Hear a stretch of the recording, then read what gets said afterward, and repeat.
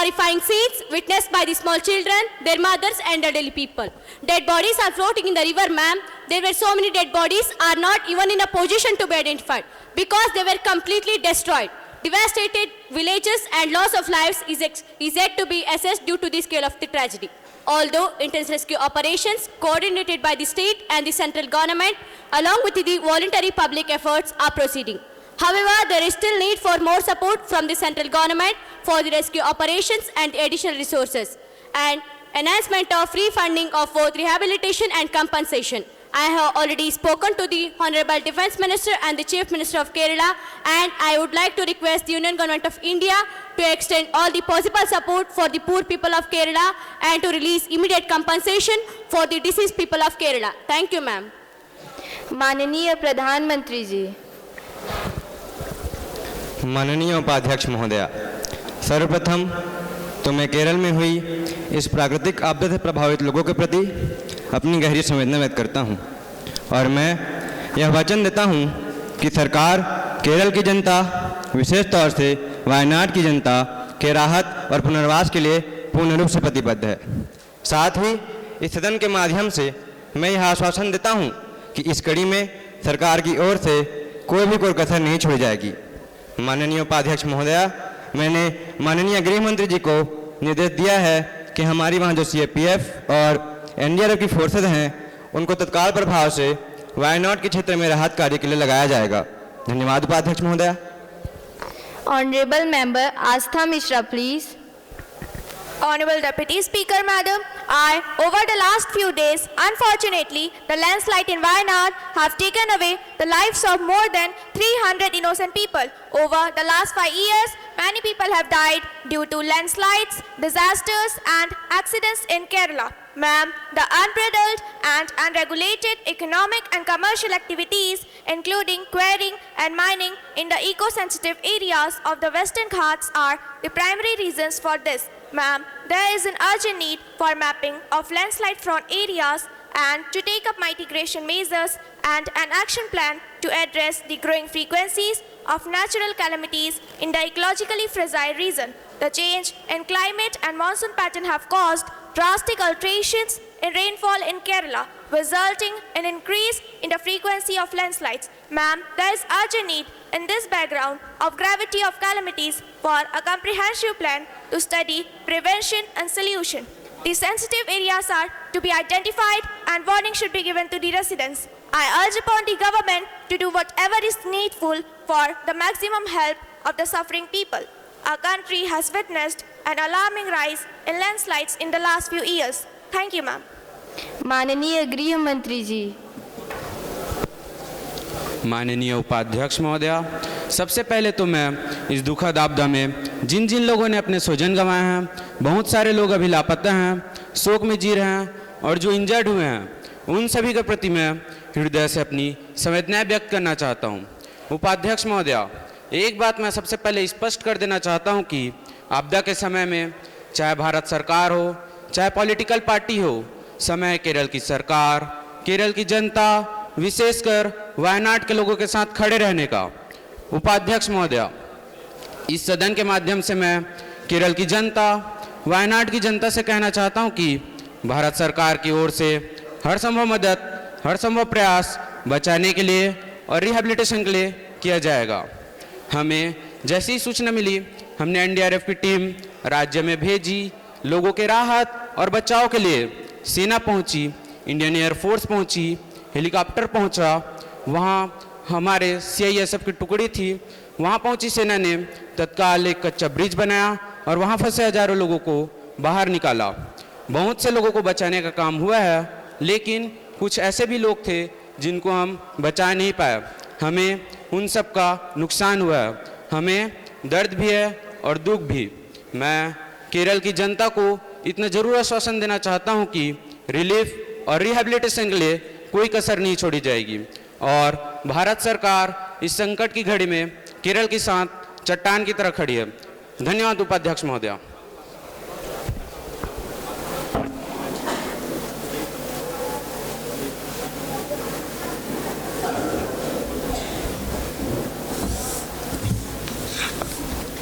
Now, legislation business will be taken up. Honorable Minister of Civil Aviation to move the motion for leave of the House to introduce the bill, the Bharatiya Vayan Vidheyak 2024. Honorable Speaker, ma'am, I beg to move for the leave of the House to introduce the bill, the Bharatiya Vayan Vidheyak 2024, which seeks to replace the British Era Aircraft Act 1934. The question is that leave be granted to introduce the bill further. The Bharatiya Vayan Vidheyak 2024. Those who are in favor will please say ayes. Those against will say no. I think the ayes have it, the ayes have it, the ayes have it. Minister to introduce the bill. Honorable Speaker, ma'am, I introduce the bill, the Bharatiya Vayan Vidheyak 2024, which seeks to replace the British Era Aircraft Act 1934. Thank you, ma'am. Now, let us take up the consideration of the bill. Honorable Speaker, Madam, I beg to move that the bill to prevent unfair means in public examinations 2024 and to provide for matters connected therewith or incidental there to be taken into consideration. Motion moved that the bill to prevent unfair means in public examination 2024 and to provide matters connected therewith or incidental there to be taken into consideration. इस पर आप थोड़ा brief कर दें. माननीय अध्यक्ष महोदया, इस विधेयक को लाते हुए मुझे व्यक्तिगत तौर पर बेहद सुखद अनुभव हो रहा है कि यह विधेयक भारत की युवा शक्ति और युवा समर्थ को समर्पित है. कुछ समय से हमारे देश में एक नई परिस्थिति ने जन्म लिया है. आपने देखा होगा कि देश के भिन्न भिन्न क्षेत्रों से यह समाचार आ रहे हैं कि कहीं पर मार प्रैक्टिसेस हुई, कहीं पर पेपर लीकेज हुआ, तो कहीं पर पेपर बाहर लेकर सॉल्व हुआ. जो लोग यह गलत काम कर रहे हैं उनके लिए सजा का कोई प्रावधान अभी तक हमारे कानून में नहीं था. इसी को लेकर यह विधेयक लाया गया है कि इस विधेयक के तहत पेपर लीक करने या उत्तर पुस्तिकाओं के साथ छेड़छाड़ करने का दोषी पाए जाने वाले किसी भी व्यक्ति को न्यूनतम 3 साल की जेल, जिसे 10 लाख के जुर्माने के साथ 5 साल तक बढ़ाया जा सकता है. साथ ही इस अधिनियम के तहत सारे अपराध संघीय और गैर जमानती होंगे. इसके अलावा जिन परीक्षा सेवा प्रदाताओं को संभावित अपराध की जानकारी है लेकिन वे इसकी सूचना हमें नहीं देते हैं तो उन पर 1 करोड़ का जुर्माना लगाया जा सकता है. इसके अलावा यदि जांच के दौरान यह सिद्ध होता है कि सेवा प्रदाता का कोई वरिष्ठ अधिकारी इस अपराध में शामिल है तो उसे न्यूनतम 3 साल की जेल, जिसे 10 साल तक बढ़ाया जा सकता है. साथ ही 1 करोड़ का जुर्माना लगाया जा सकता है. मुझे विश्वास है कि हम सब मिल करके न केवल इस विधेयक को पास करेंगे बल्कि इस कानून के बनते ही देश भर में यह संदेश जाएगा कि युवाओं के भविष्य के साथ खिलवाड़ करने वालों को बख्शा नहीं जाएगा. Motion moved that the bill to prevent unfair means in public examination 2024 and to provide matters connected therewith or incidental there to be taken into consideration. Honorable Minister Himani Sidar, please. Thank you, Honorable Speaker, Madam, for giving me this opportunity to speak on this bill. Ma'am, the bill comes at a time when as many as 1.4 crore applicants from 15 states applying for over 1.04 lakh posts have been affected as the schedules and opportunities were destroyed due to exam paper leak and manipulators.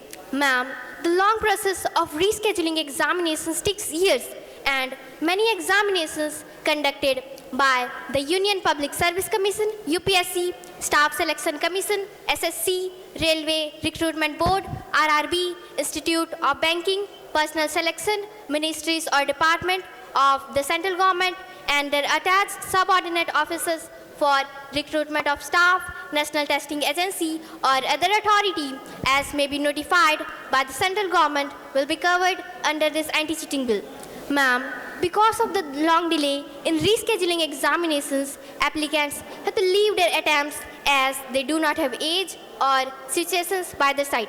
They also lose their opportunities as many of them are not in the position to appear in the examinations due to financial difficulties and also due to lack of leave from their employment, mainly the private sector employees. In this case, I would suggest the government to consider holding examinations within 3 months from the date of cancellation and make sure that a wing for re-examination is created in the case of cancelled exams.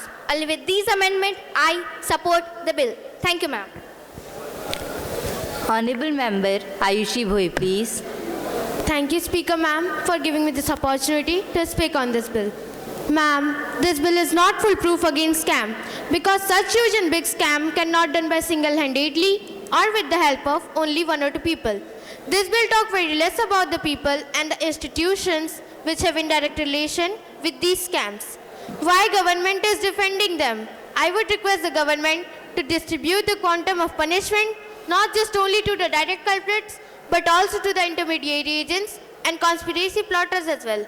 Apart from this, the teaching and coaching center which are linked with colluders including political leadership, local agents and corrupt staff of various public service commissions must not be let off the hook and punishment should be awarded to them as well. Thank you, ma'am. Honorable Member Dikshesh Nayak, please. Honorable Speaker Madam, I thank you for this opportunity given to me to speak on the Public Examination Bill 2024.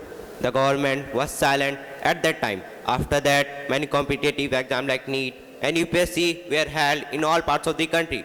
There were news in the newspaper and on television that people were jumping into the windows and prodding the candidates.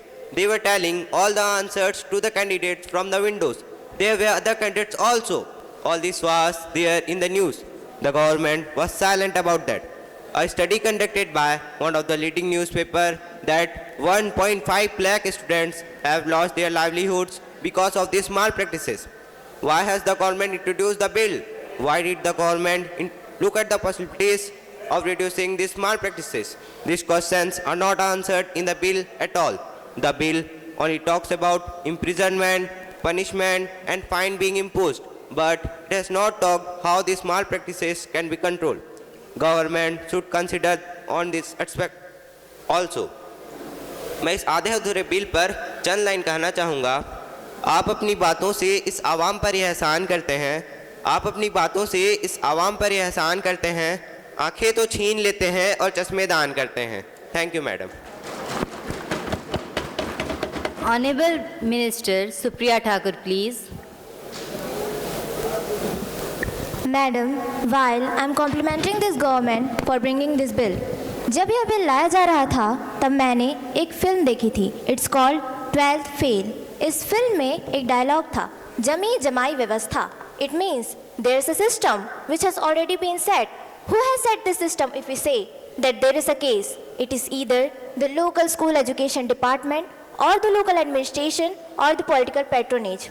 भ्रष्टाचार का यह system 5 या 10 साल में नहीं बल्कि कई दशकों में स्थापित हुआ है, जिस पर पिछली सरकार ने या तो ध्यान नहीं दिया या शायद ये उनकी प्राथमिकता में ही नहीं था.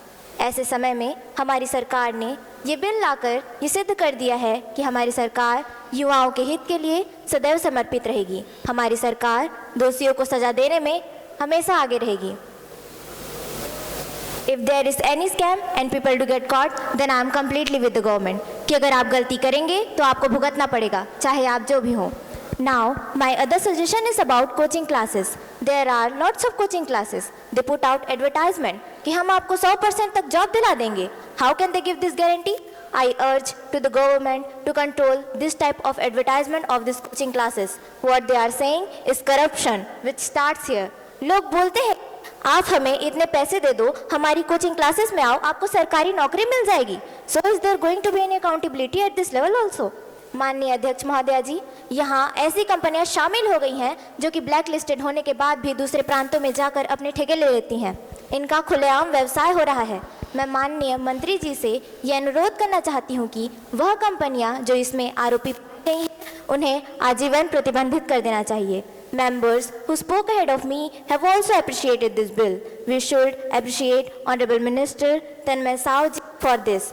उम्मीद है कि यह बिल करोड़ों करोड़ों युवाओं के लिए और भारत के सुदृढ़ भविष्य के लिए संजीवनी सिद्ध होगा। धन्यवाद। Honorable Member Simran Thakur, please.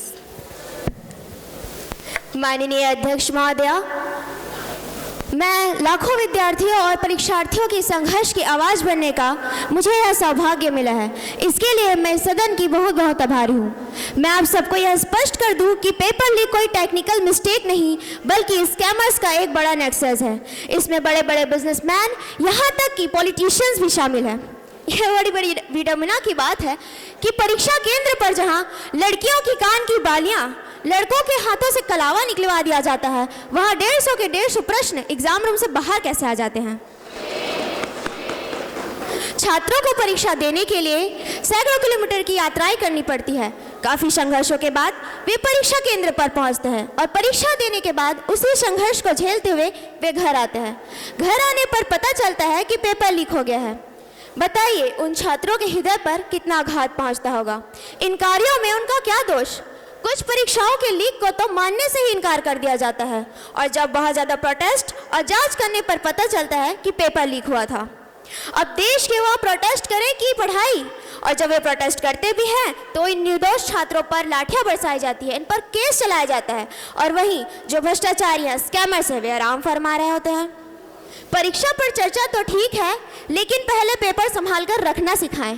Paper leak नहीं होगा तभी तो परीक्षाएं होंगी और जब परीक्षाएं होने लगेंगी तो बच्चे मेहनत करके पास हो जाएंगे। और हम जिस अमृतकाल की बात करते हैं उस अमृतकाल का आधार यही है। ये कैसा अमृतकाल है जिसमें अमृत वे पीते जा रहे हैं जो भ्रष्टाचारी हैं, स्कैमर्स हैं, और जहर उन मासूम जनता और निर्दोष छात्रों को मिल रहा है। मैडम, इस बिल के माध्यम से सरकार जो गुनहगार हैं उन्हें 3 से 10 साल की सजा दे रही है। मैं सरकार को यह सुझाव दूंगी कि दोषियों पर उम्र कैद का प्रावधान करना चाहिए और साथ ही साथ उनकी संपूर्ण संपत्ति जब्त कर लेनी चाहिए। जब एक व्यक्ति की हत्या पर उम्र कैद हो सकती है तो लाखों विद्यार्थियों के भविष्य की हत्या करने पर केवल 3 से 10 साल की सजा, क्या यह उचित है? अतः मैं सरकार से यह अनुरोध करती हूँ कि प्रावधान को और कड़ा किया जाए। धन्यवाद। Honorable Minister of Personnel, Public Grievance and Pensions, Tanmay Sahu ji, please. माननीय अध्यक्ष महोदया, सबसे पहले तो मुझे आभार प्रकट करना है क्योंकि ऐसी अपेक्षा न थी कि इस विषय पर इतनी विस्तृत चर्चा होगी और हमारे इतने सारे माननीय सदस्य इसमें बोलने की इच्छा प्रकट करेंगे। इससे यह सिद्ध होता है कि यह विषय सबके हृदय के नज़दीक है। कुल मिलाकर के सैद्धांतिक तौर पर किसी ने इसका विरोध भी नहीं किया। हाँ, एक बात बार बार कही गई और शायद यह सकारात्मक सुझाव है कि अगर कोई परीक्षा रद्द की जाती है तो उसे जल्द से जल्द कराने का प्रयास किया जाए। I think this is a suggestion which is well taken. हमारा पूरा प्रयास है, चाहे कोई भी संस्था हो, कोचिंग सेंटर हो, उन सभी को इस कानून के दायरे में लाया जाएगा और जो भी डायरेक्टली या इनडायरेक्टली स्कैम से जुड़े होंगे तो आप मुझसे सहमत होंगे, उनको बख्शा नहीं जाएगा। माननीय अध्यक्ष महोदया, विपक्ष के कुछ माननीय सदस्यों ने हमारी सरकार पर यह आरोप लगाया कि हमारी सरकार अब तक क्या कर रही थी। उनको मैं कहना चाहूँगा कि माना चमन को सींचने में पत्तियाँ कुछ झड़ रही होंगी, माना चमन को सींचने में पत्तियाँ कुछ झड़ रही होंगी, ये इल्जाम हम पर लग रहा है बेवफाई का, मगर कलियों को जिसने रौंद डाला अपने हाथों से वही दावा कर रहे हैं अब चमन की रहनुमाई का। माननीय अध्यक्ष महोदया, विपक्ष के कुछ सदस्य ने कहा कि हमारी सरकार ने इस कानून को लाने में 10 साल की देरी कर दी। माननीय महोदया, मैं तो मानता हूँ 5 या 10 साल नहीं, हमारे यहाँ की सरकारों ने इस कानून को लाने में 50 साल की देरी कर दी। आपके पास भी तो मौका था, लेकिन आपने कोशिश ही नहीं की, वरना ये हालात बदल सकते थे। आपने कोशिश ही नहीं की, वरना ये हालात बदल सकते थे, ये अश्क आपकी आंखों से भी निकल सकते थे। और माननीय अध्यक्ष महोदया, हमें राजनीतिक आरोप प्रत्यारोप में उलझने के बजाय निष्पक्ष परीक्षा नीतियां बनाने और लागू करने पर ध्यान केंद्रित करने की आवश्यकता है। हमें हमारे साथियों को पेपर लीक और धोखाधड़ी जैसे मुद्दों के लिए मददगार समाधान उपलब्ध कराना चाहिए और हमें इन समस्याओं को सक्रिय रूप से हल करने के लिए एक साथ आने की आवश्यकता है। माननीय महोदया, हमें छात्रों के शैक्षणिक और करियर लक्ष्यों का समर्थन करने के लिए एक सुरक्षित और पारदर्शी परीक्षा वातावरण बनाना चाहिए जिसके देश के भविष्य पर सकारात्मक प्रभाव पड़े। और मैं आप सभी को आश्वस्त करता हूं, इस कानून के आने के पश्चात किसी भी तरह का स्कैमर हो, सभी सलाखों के पीछे होंगे, ऐसा मुझे विश्वास है। Madam, I move the bill be passed. The question is that the bill to prevent unfair means in public examination 2024 there to be taken into consideration, that the bill is passed. Those who are in favor will please say ayes. Those against will say no. I think the ayes have it, the ayes have it, the ayes have it. The motion is adopted and the bill is passed.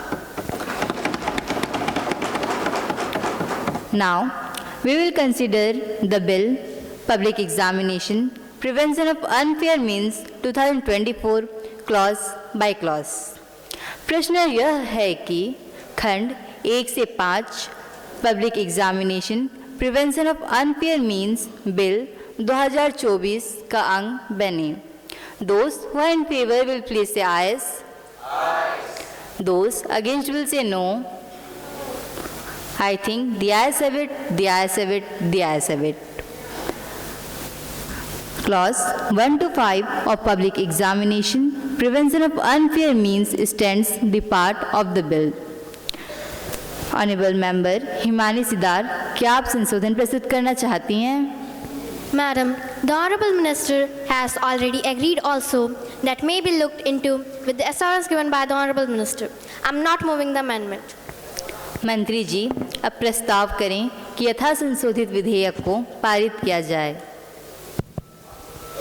Madam, I rise to move that the bill Prevention of Unfair Means in Public Examinations 2024 as amended be passed.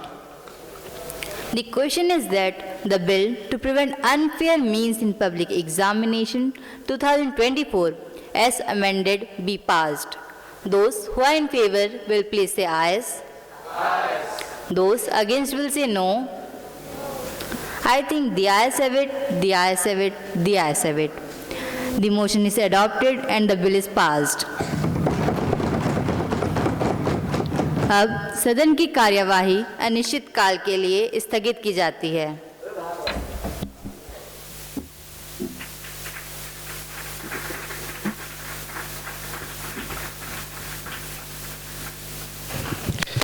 धन्यवाद JNB Mahasamund, आपके इस बेहतरीन प्रस्तुति के लिए।